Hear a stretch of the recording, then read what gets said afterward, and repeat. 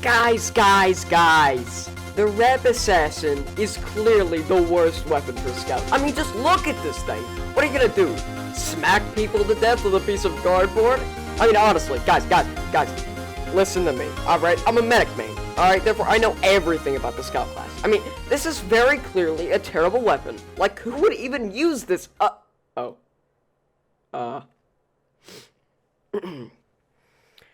Yeah, my bad, guys. Actually, the Rep Assassin isn't that bad of a weapon. The Rep Assassin is a melee weapon for the Scout, and let me tell ya, this bad boy packs a punch. No, not that. Not an atomic punch. Just a regular punch. Get that off the screen. Get it off the screen, please. Get it off the screen. Why does it pack such a punch, you say? Stop. No. Stop. To be honest, I feel like this weapon is mostly just forgotten because of the mere existence of the Atomizer and somewhat the Boston Basher.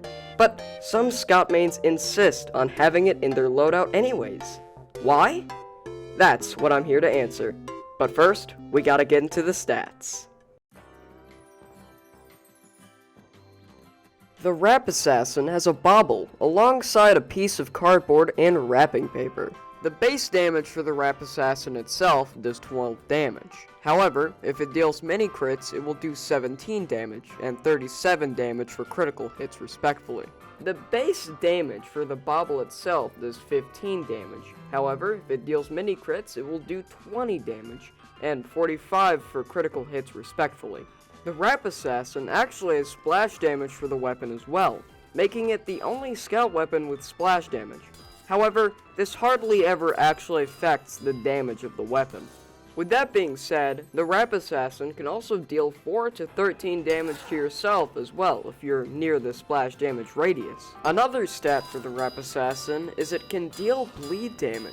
This bleed damage can go to 40 in the span of 8 seconds and 54 damage in the span of 10 seconds when mini-crit boosted. And bleeding damage is not affected by critical hits. Fun fact, it doesn't matter if the bauble is mini-crit boosted or not when hitting the enemy. Bleed damage with mini-crits is dependent on whether the Scout is mini-crit boosted or not. Meaning, you can give an enemy slightly more damage by drinking Criticola while they're bleeding. When thrown, will charge 25% faster than the Sandman's ball, rather than 10. The bauble can be a little buggy and can sometimes even hit nothing for no apparent... Hold on, I'm getting a phone call. Hello? They fixed the bauble? It doesn't collide with air molecules for no reason anymore? Yes! Yes! Oh my god! Yes! Oh, it's been a bug for since the beginning. Oh, yes, it's fixed. Mom, it's fixed. Mom.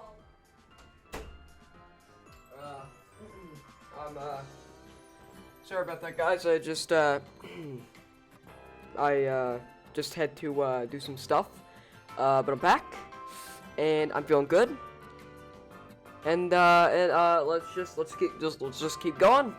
The wrapping paper itself deals 65% less damage than the stock bat, meaning you're gonna be doing 12 damage instead of 35.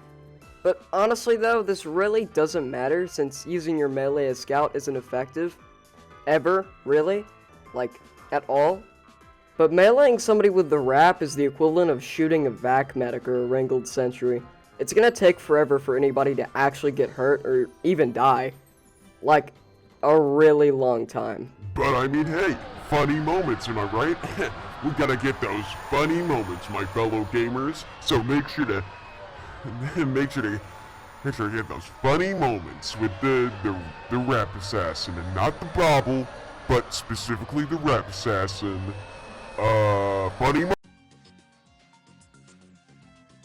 So how do I, an aspiring Scout main, use this weapon? 9 times out of 10, This weapon is really good at spamming at people to weaken them, or just to make them run back to spawn. It can also be a pretty okay finisher. However, I feel like any of Scout's secondaries other than Bonk and the Criticola are a better finisher than this weapon. I would recommend using this weapon as soon as you finish your rollout through maps. That way, as soon as an enemy comes towards you, you will have a recharged bobble. Try to use this weapon in hallways and tight areas. That way you have a better chance at securing a shot. Another thing to note is the bubble actually goes in an arch, meaning you can hit people that you usually couldn't, especially in more higher places. And it's also great in combination with other weapons as well.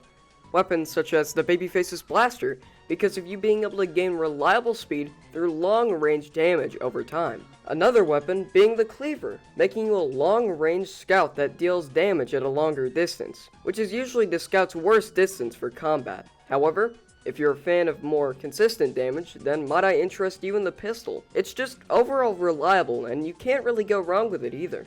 It's also great with the shortstop, because it supports a longer range scout as well. But you know what? Screw all that. Because there is a secret stat to the Rap Assassin. That's right, a secret stat to the Rap Assassin. Oh, you want to know what that stat is? Okay, well, I will.